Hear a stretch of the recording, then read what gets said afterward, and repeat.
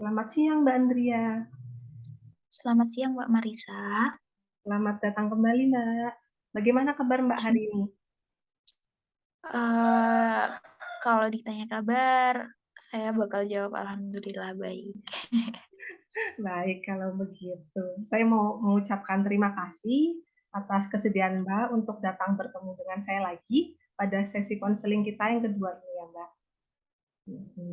Sebelum Iya, saya Mbak. memulai sesi konseling ini, saya ingin mereview dulu tentang konseling kita yang pertama kemarin.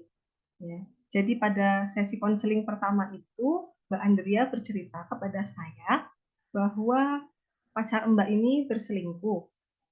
Jadi Mbak dalam kondisi yang sangat bingung sekarang karena sudah menjalani hubungan yang cukup lama, terus juga mau menikah, tapi malah pasangan Mbak selingkuh gitu. Jadi Mbak bingung banget gitu sekarang. Begitu ya Mbak? Iya, Mbak, bener banget. Hmm. Lalu gimana perkembangan hubungan Mbak sama pacar? Apakah ada perbedaan? Kalau tentang perkembangan hubungan sama pacar, saat ini saya sama pacar saya tetap meneruskan rencana pernikahan kami. Tapi jujur dalam diri saya sendiri, saya tuh masih bingung banget gitu, Mbak. Hmm. Jadi Mbak merasa bingung banget ya? Kalau boleh Iya. lebih tahu nih, bingungnya kayak apa Mbak? Bisa dijelaskan? Ya Mbak, jadi kan saya ingin tetap meneruskan pernikahan kami. Hmm.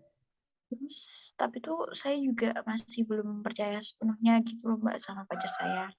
Ya biarpun dia udah bilang, dia udah menyesali, udah ngakuin perbuatan dia, terus dia juga udah berjanji buat gak ngulangin lagi ya Mbak, tapi tuh masih ada kayak ragu gitu loh Mbak. Jadi ya belum percaya gitu lah Mbak. Tampaknya Mbak sangat kecewa sama perlakuan pasangan Mbak yang berselingkuh itu ya.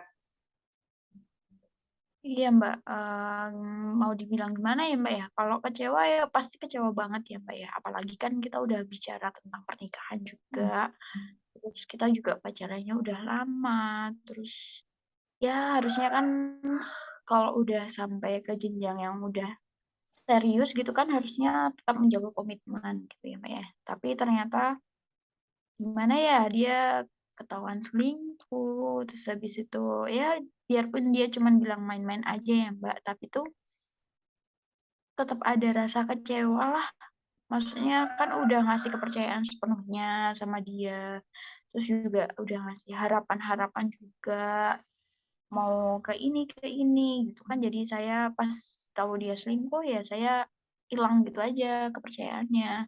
Terus kalau dari pengalaman saya ini ya, Mbak, kalau Hmm. semisal dulu pas saya pacaran sama mantan-mantan saya dan mereka ketahuan selingkuh, itu saya bakal langsung mutusin dia, kayak ninggalin dia gitu. Tapi kan ini udah beda, udah ngomongin tentang pernikahan, mau ke jenjang serius juga. Jadi ya gimana Mbak, mau ke situ juga intinya bingung gitu loh Mbak. Biarpun dia udah menyesali perbuatan dia dan terus dia juga udah berjanji mau berubah, tapi kan tetap bingung gitu.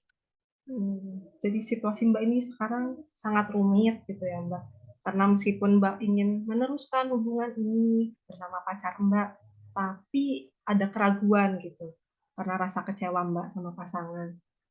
Terus juga dari cerita Mbak tadi tuh saya menangkap bahwa Mbak ini ada masalah kepercayaan kayaknya sama pasangan-pasangan Mbak, bahkan yang sebelumnya. Nah, kalau saya boleh tahu nih sejak kapan masalah kepercayaan ini muncul, Mbak? Kalau sejak kapannya, sebentar saya ingat dulu.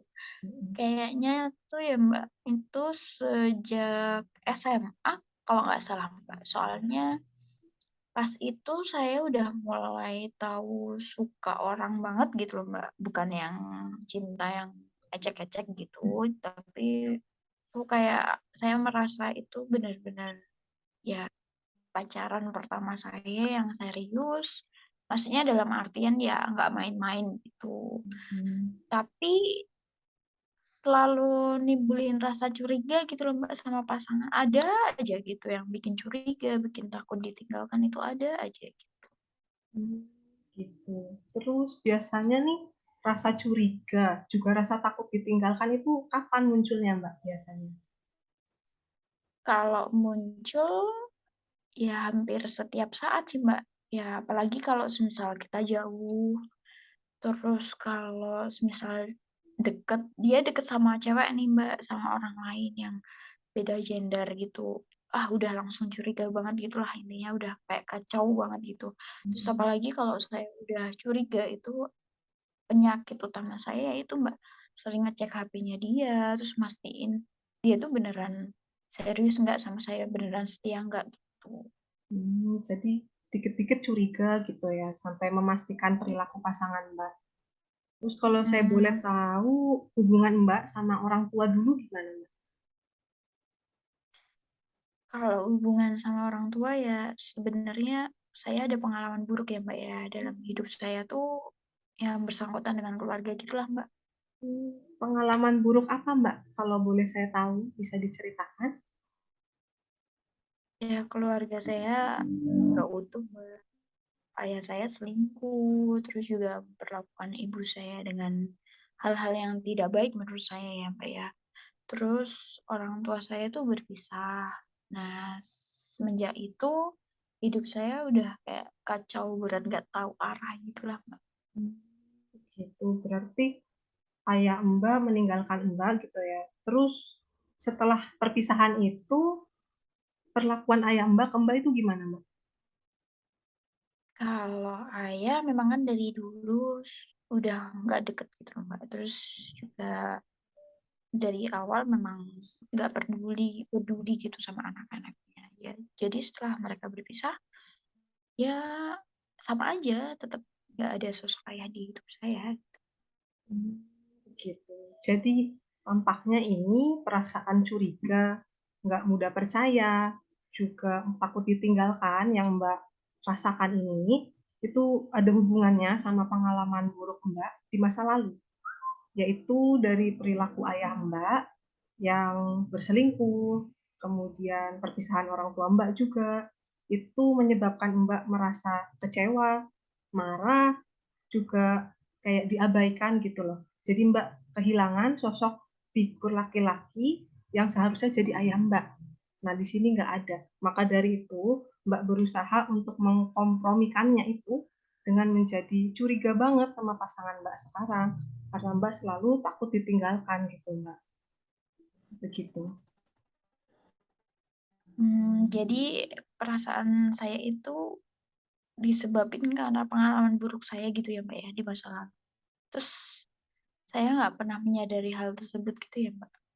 Iya, karena begitu, Mbak. Biasanya pengalaman yang menyakitkan di masa lalu itu ternyata emang mempengaruhi kita di kehidupan kita saat ini, tapi ya tidak terasa gitu, ternyata ternyata berpengaruh banget, gitu. Terus untuk saat itu kan berat banget ya berarti, Mbak, ya. Untuk menghadapinya, bisa melewati masa-masa berat itu tuh apa yang Mbak Andria lakukan? Kalau menghadapi masa-masa berat kayak gini ya, Mbak, ya, saya tuh ya gimana ya, harus bertahan gitu, Mbak. Soalnya Mhm. kan ada ibu sama adik saya juga, jadi ya dikuat-kuatin, jadi kuat semampu saya. Terus kadang saya juga merasa itu nggak gampang banget buat saya ngelakuin hal itu, gitu.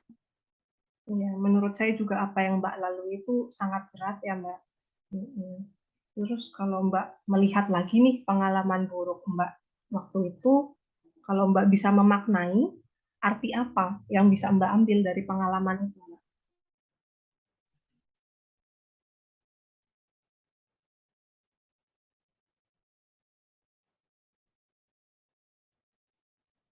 Mbak Andri ya?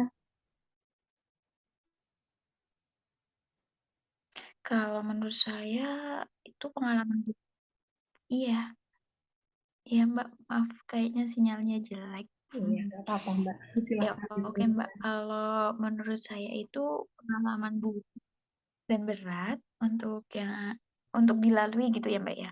Ya Mhm. itu, kayak perselingkuhan dan perlakuan ayah saya itu membuat saya kayak sulit banget untuk percaya pasangan sekarang gitu, Mbak. Karena Mhm. pasti bakalan keinget-inget terus gitu. Tapi saya juga bersyukur karena pengalaman itu tadi, saya jadi lebih kuat, lebih bisa berhati-hati, terus selektif juga dalam memilih pasangan untuk diri saya di masa depan nanti. Terus saya juga punya pikiran bahwa anak-anak saya besok jangan sampai seperti saya sekarang, gitu. Jadi Mbak sekarang benar-benar selektif untuk memilih pasangan ya. Kalau boleh tahu nih, pasangan atau suami ideal menurut Mbak Andrea itu yang seperti apa sih? Kalau ditanya pasangan atau suami ideal gitu ya, Mbak, ya, Mhm. yang pastinya harus bertanggung jawab, terus ya setia, terus mengerti, menghormati satu sama lain lah, bisa menjaga kepercayaan pasangannya, itu yang paling penting. Terus apalagi suami itu kan benar-benar harus menjaga komitmen untuk membangun keluarga ya, Mbak, ya. Apalagi kan suami itu kan kepala rumah tangga yang bisa mengatur. Jadi saya sih maunya yang bertanggung jawab, saling percaya, terus menghormati itu tadilah intinya kayak kesetiaan juga harus penting di dalamnya gitu. Baik. Lalu kalau hubungan ideal pernikahan rumah tangga yang Mbak harapkan tuh yang kayak apa? Yang saya harapkan ya yang nggak pernah saya dapatkan selama ini gitu. Jadi kayak, Mhm. hubungan yang penuh kasih sayang, yang ngasih rasa aman satu sama lain, rasa nyaman, terus mengerti, terus bisa menerima kelebihan dan kekurangan satu sama lain itu udah cukup menurut saya, Mbak. Baik. Lalu ada nggak sih Mbak kayak sosok sosok atau figur yang Mbak pengen gitu kayak jadi suami itu kayak siapa gitu mungkin? Figur seperti siapa? Kalau mhm, kalau figur gitu ya, Mbak, ya, Mhm. berarti seseorang buat pandangan gitu ya. Iya, Pengennya sih panutan. kayak pengennya, berdoanya suami saya punya hati yang lembut, terus kasih sayang yang kayak Pak Habibie gitu, Mbak, kayak romantis banget, setia banget gitu. Biarpun ibu Ainunnya udah nggak ada kan, dilihat Pak Habibie tuh setia banget, romantis, bawain bunga gitu kan, Mbak. Iya betul, Pak Habibie tuh kayak emang setia dan romantis banget sama Bu Ainun ya, Mbak. Terus kalau berdasarkan kriteria ideal Mbak tadi, terus sekarang kita lihat pasangan Mbak saat ini gitu ya, apakah dia udah punya karakteristik itu Mbak? Setia gitu-gitu udah Iya. punya belum? Kalau sebelum kejadian kemarin itu ya ada gitu loh, Mbak, ada saya merasakan hal tersebut di dalam pasangan saya saat ini. Tapi karena perselingkuhan kemarin ya jadi saya tidak yakin. Mungkin karena pikiran saya atau gimana saya kurang tahu ya, Mbak, ya. Jadi kayak beda gitu loh, Mbak, hilang semua gitu. Mmm. Jadi Mbak menginginkan pasangan yang setia, pasangan yang bisa memberikan rasa aman gitu ya. Namun pasangan Mbak saat ini tidak bisa memberikan perasaan itu Mbak, karena dia udah berselingkuh, mengecewakan Mbak, gitu ya Mbak. Terus sekarang pertanyaannya kalau Mbak akan bertahan nih di hubungan ini, menurut Mbak rumah tangga Mbak kelak akan seperti apa sih?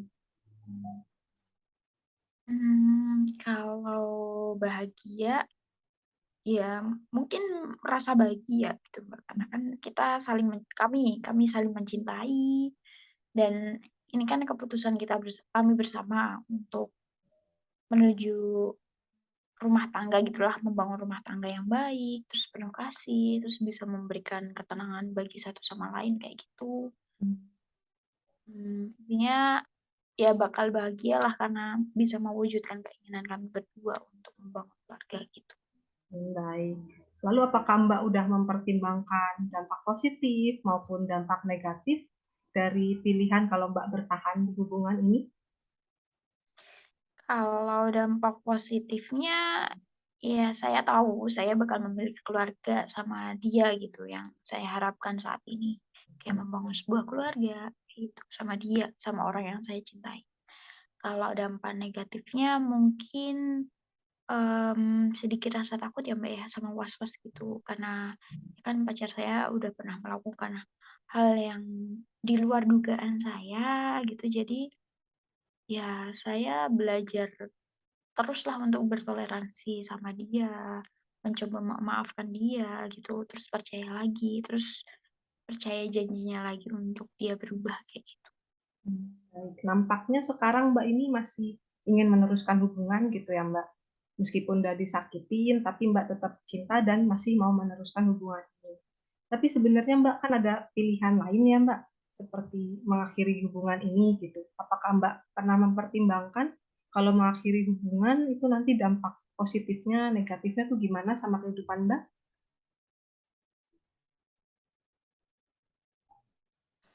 Pasti kalau pertimbangan itu pasti ada ya, Mbak, ya, apalagi kan kemarin udah pernah dikecewain kayak gitu ya, Mbak, ya. Terus saya juga background-nya juga langsung meninggalkan dulu kalau semisal dikecewakan dalam hal yang sama. Cuman kan gimana ya, kemarin tuh kalau semisal saya juga pernah sempat berpikiran untuk kayak, apa dibatalin aja ya rencana pernikahannya atau gimana gitu.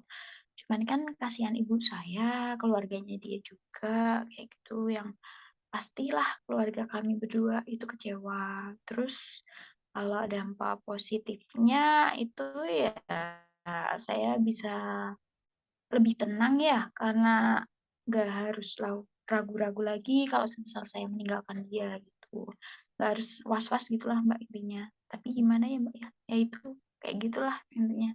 Iya, merasa bingung banget ya Mbak sekarang. Berarti Mbak tapi udah mengetahui bahwa Mbak punya pilihan-pilihan dan Mbak juga udah mempertimbangkan dampak dari pilihan Mbak ini, dampak positif juga dampak negatif, semua pilihan yang Mbak punya. Terus sekarang itu, saya ingin bertanya, kalau menurut Mbak Andrea itu penting nggak sih ada perubahan dalam masalah ini? Kalau perubahan ya tentu penting, terus saya juga ingin ada perubahan ke yang jauh lebih baik gitu loh, Mbak.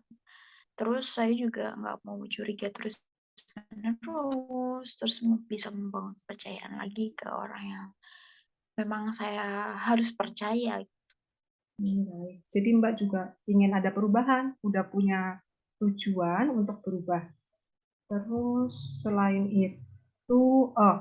itu kita harus memikirkan upaya apa yang perlu Mbak lakukan untuk menuju perubahan itu gitu ya, Mbak? Atau Mbak udah melakukan upaya apa untuk sampai ke perubahan yang diharapkan?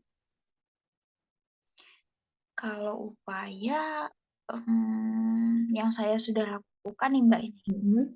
berkomunikasi sama pasangan itu sudah saya lakukan. Terus, apa ya, meyakinkan diri sendiri, terus habis itu tapi kan kalau aku masih ada rasa takut gitu loh, takut ya takut ibu sedih, ibu kecewa, terus keluarga dia juga, keluarga besar saya yang udah tahu rencana ini, kayak gitu, gitulah, Mbak. Baik. Berarti Mbak ini udah mencoba berupaya gitu ya menyelesaikan masalah, membuat perubahan gitu agar situasi lebih baik, Mbak lebih tenang, dengan berkomunikasi sama pasangan Mbak. Karena emang komunikasi itu penting ya dalam sebuah hubungan. Apalagi kalau dalam situasi yang bermasalah saat ini kayak gini. Tapi apakah Mbak juga udah mencoba berkomunikasi dengan ibu Mbak mungkin? Kalau komunikasi sama ibu, eee, udah sih coba, tapi masih belum berani untuk mengungkapkan semua gitu. Oh, baik. Berarti Mbak udah mencoba juga ya melakukan banyak upaya gitu. Kalau gitu saya akan menyimpulkan pertemuan kita, sesi kita hari ini ya Mbak. Dari sesi kita hari ini saya mendapatkan banyak cerita dari Mbak, yaitu tentang pengalaman masa lalu Mbak, yang pernah ternyata ditinggalkan oleh ayah Mbak, perpisahan keluarga Mbak, sehingga menyebabkan Mbak jadi berpikiran nggak percaya gitu sama orang, merasa curiga, dan takut ditinggalkan. Nah, dari hal-hal ini, perasaan-perasaan itu, Mbak mencoba untuk menanganinya, copingnya dengan cara-cara yang seperti itu. Jadi mudah curiga itu tadi.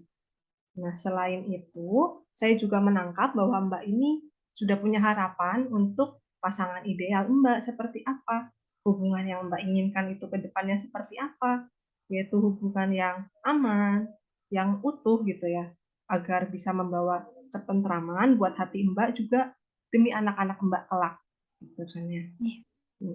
Terus sekarang meskipun Mbak ada dalam situasi yang sangat bingung gitu ya Mbak, tapi Mbak udah melihat bahwa Mbak itu punya pilihan, yaitu bisa bertahan meskipun rasanya tetap ragu-ragu saat ini, atau Mbak bisa juga mengakhiri hubungan ini dengan dampak negatif, yaitu kekecewaan keluarga, orang tua, itu yang Mbak khawatirkan. Selain itu, saya juga udah melihat upaya Mbak untuk membuat perubahan dengan melakukan komunikasi, baik dengan pasangan Mbak maupun dengan ibu Mbak. Menurut saya itu udah luar biasa. Nah, begitu ya Mbak. Apakah ada yang Mbak ingin ceritakan lagi atau Mbak tambahkan atau mungkin bertanya juga boleh Mbak? Kalau saat ini mungkin belum ada ya, Mbak, ya? Oh, baik. Kalau belum ada, saya berterima kasih atas kehadiran Mbak pada sesi konseling yang kedua ini. Terus saya berharap kita bisa bertemu lagi di sesi ketiga nanti untuk membahas upaya apa lagi nih yang bisa Mbak lakukan untuk memperbaiki masalah ini gitu ya Mbak. Baik, sampai Oke. jumpa minggu depan ya Mbak. Terima kasih Iya, banyak Mbak Mbak. Nadia. Sama-sama ya, Mbak. Ya, Makasih. terima kasih Mbak.